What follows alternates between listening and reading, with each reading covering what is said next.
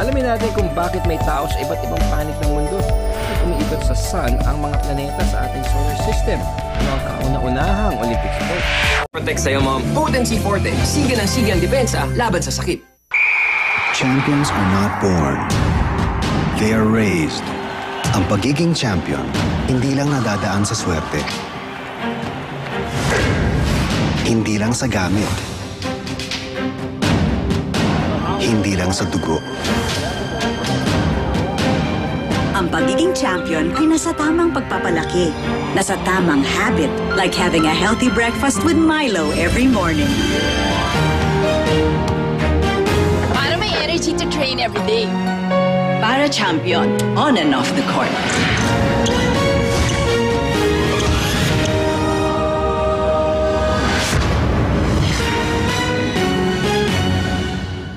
Sa Motor Trade, ang pagbili ng motor, Maraming dalang magandang pagbabago.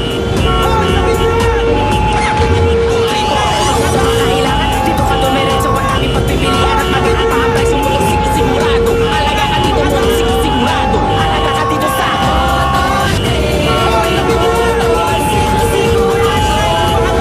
alaga ka dito. sakay na sa masayang trip. Motorsiklo sigurado. Alaga ka dito. Magkaibang problema, magkaibang solusyon. Iba ang ubong may plema. Solusyon, palabasin ang plema. Iba rin ang ubong, walang lumalabas na plema. Tuyo, walang tigil. Non-stop dry cough yan. Solusyon dyan, tuseran. May cough-stopping action na pinapahinto ang dahilan ng pag-ubo. Quick visa, long-lasting ginhawa. Katapat ng non-stop dry cough, tuseran.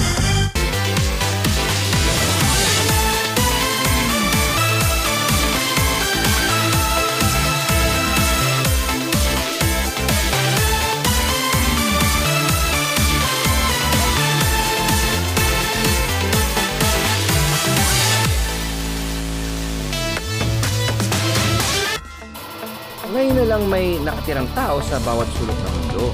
Pero 200,000 years ago, ang mga tao ay nakatira lang sa isa sa 7 kontinente. Africa.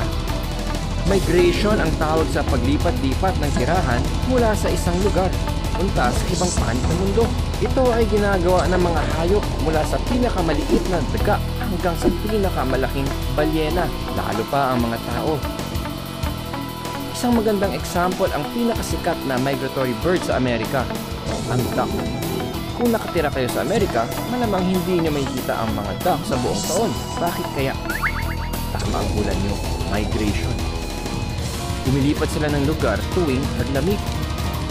Pag mainit ang panahon na sa northern part sila ng Amerika, mas presko dun eh. Pero kapag nagsimula ng lumamig, pupunta naman sila sa south kung saan mas mainit ang klima. Seasonal migration ang ginagawa nila at yan ang isang paraan sa pagbiyahe ng mga hayop. Sa ilalim ng mga karagatan at ilog, may mga isda na nagmamigrate din. Ang salmon, lumalangoy ng halos 6,000 miles sa loob ng isang taon para bumalik sa lugar kung saan sila pinanganak para doon din ng itlog. Ang longest distance na binyahe ng isang hayop ay noong 2015. Isang gray whale ang nakakuha ng world record para sa seasonal migration. 22,527.5 kilometers in 172 days. Ang ating mga ninuno ay tumira sa Olduvai Gorge sa Tanzania, kung saan nahukay ang ilang sinaunang man-made tools. Ang mga taong tumira rito ay nakagawa ng tools mula sa bato, pero ito ay marupok at hindi matalas, kaya hindi tumatagal. Importante ang tools sa mga sinuunang tao dahil hindi pa sila marunong magtanim. Kailangan nilang mag-hunting. Mayaman ang Olduvai Gorge sa mga bato mula sa lava, chert at quartzite. Matibay at matalim ang mga ito, kaya nakagawa sila ng tools na pwedeng ipamana. Dahil dito, naging handa na ang mga sinuunang tao para maglakbay sa buong mundo. Paano nalaman ng sinuunang tao kung saan sila titira? Simple, naglakad sila sa tabing dagat. Ang mga baybayin ay masagana sa likas na yaman, may tubig at pagkain. Dahil dito, nagsimula silang tuklasin pa ang kahapaan ng mga baybayin. Hindi lang mga tao at hayop ang nagmamigrate, pati ang mga planeta. Believe me. ang mga planeta ay may sinusundang orbit sa paligid ng araw na gumagalaw din. May malakas na gravitational pull ang araw dahil malaki at siksik ito. At yun ang dahilan kung bakit ang mga planeta sa solar system ay umiikot sa sun. Kasabay nito, ang araw ay naglalakbay din sa buong Milky Way galaxy.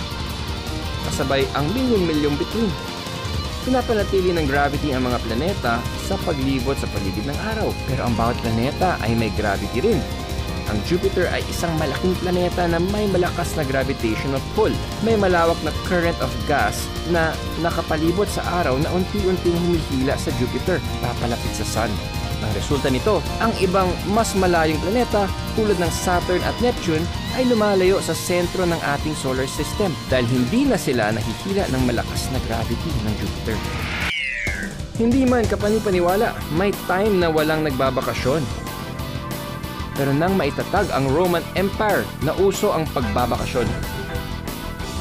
Bago pa ito mangyari, ang hirap bumiyahe. Una, kung gusto mong pumunta sa ibang lugar, kahit na ilang kilometro lang ang layo, iba na ang salita sa kabilang bayan. Sa Italy pa lang, may higit sa 100 magkakaibang wika at kanya-kanyang dialekto. Paano kayo magkakaintindihan? Pangalawa, laging may giyera dahil nag-aagawan sa lupa at likas na yaman. Dahil dito, mahirap pumasyal kahit sa katabing barangay. Nagbago ang lahat na magkaroon ng Roman Empire. Ang ancient Rome ay unti-unting lumaki hanggang maging isang empire na sakop ang buong Italy at Mediterranean. Dahil dito, may dalawang dahilan para mabuo ang isang bagong idea, ang bakasyon. Una, pareho na ang language o wika sa buong Roman Empire. Ang language na yan ay sinasabing mother language ng maraming wika sa Europe.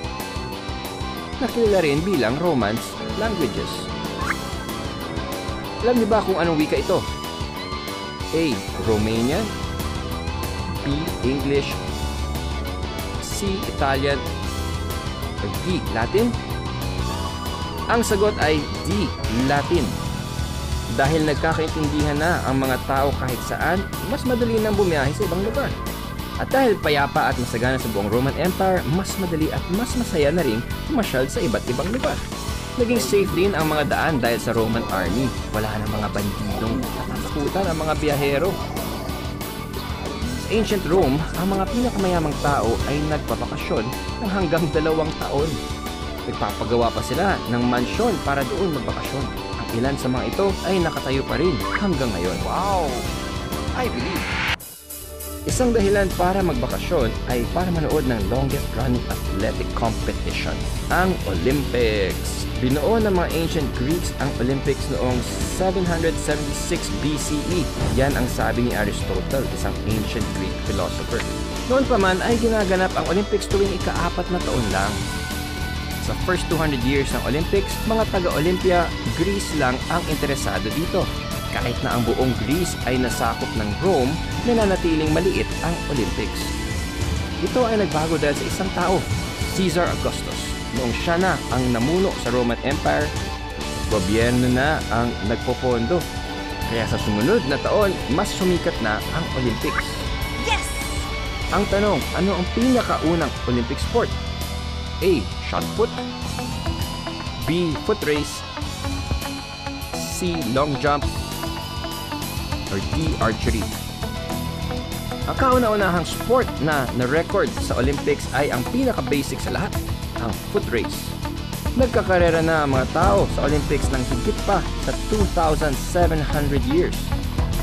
Ang unang modern Olympic Games ay ginanap noong 1896, kung saan 14 na bansa ang inimbita para sumali. Ngayon, mahigit sa 200 countries na ang kasali sa Olympics. Sa paglipas ng panahon, may ilang elemento ang naidagdag sa Olympics tulad ng Olympic torch na dinagdag noong 1928. Noong 1896 sa Athens, may 43 events at 9 sports lang. Ngayon, may higit sa 300 events na at higit sa 30 sports. Isa pang nadagdag na pagbabago ay ang pagsali sa mga kababaihan. Sa 1900 Paris Games, nagkaroon ng women's lawn tennis at dinagdag din ang golf. Nitong 2012 lang nagkaroon ng women's categories para sa bawat Olympic event. I believe!